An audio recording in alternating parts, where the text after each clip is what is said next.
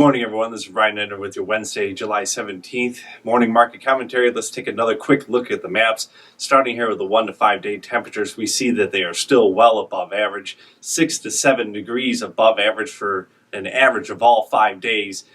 This is still extremely warm, but we do want to point out this has not changed very much from the last 3 days. So while the heat is in the map, it's not any more extreme than we've seen over the last 3 trading days. Flipping over to the 1 to 5 day precip, we see here pretty decent coverage, maybe a little bit less coverage than yesterday, but for the areas that do get rain, especially Iowa and Minnesota, the rainfall totals are increased slightly. And let's take one last look at one more map, the 6 to 10 day temperatures. On this map, we see a drastic turnaround. Instead of 7 degrees above average out in the plains there, we now see 7 degrees below average. So if we get through this heat wave, this is a map that shows a drastic turnaround in conditions for temperatures. So now let's flip back over to corn. Looking at the corn here, we've been waiting for better support. We've seen a slide here the last couple days. Do want to point out it's been a low volume slide. It's been more of a lack of buyers rather than any heavy selling as far as we can see. And we finally saw better support yesterday around the 435 level in December corn. So instead of just a slide with no buyers, we did see a few more buyers stepping in there. We'll see if that returns again today.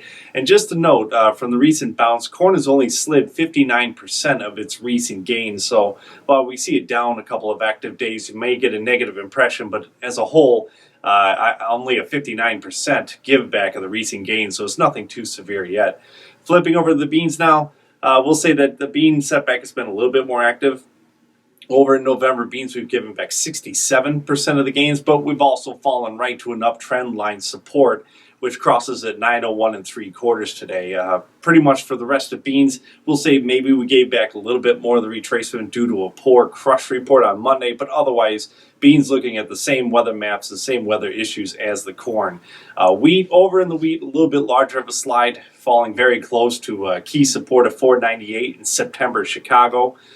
With wheat sort of lacking its own news, maybe they'll need to see a little bit better support in corn and beans for a bounce in that market. And lastly, looking at the cattle, we have seen a recovery here the last 2-3 weeks. A little bit of cautious trade here the last 2 days, given that we are looking at 6,700 higher show list. Steady, maybe $1 lower would be implied from that, but we don't have any cash bids yet.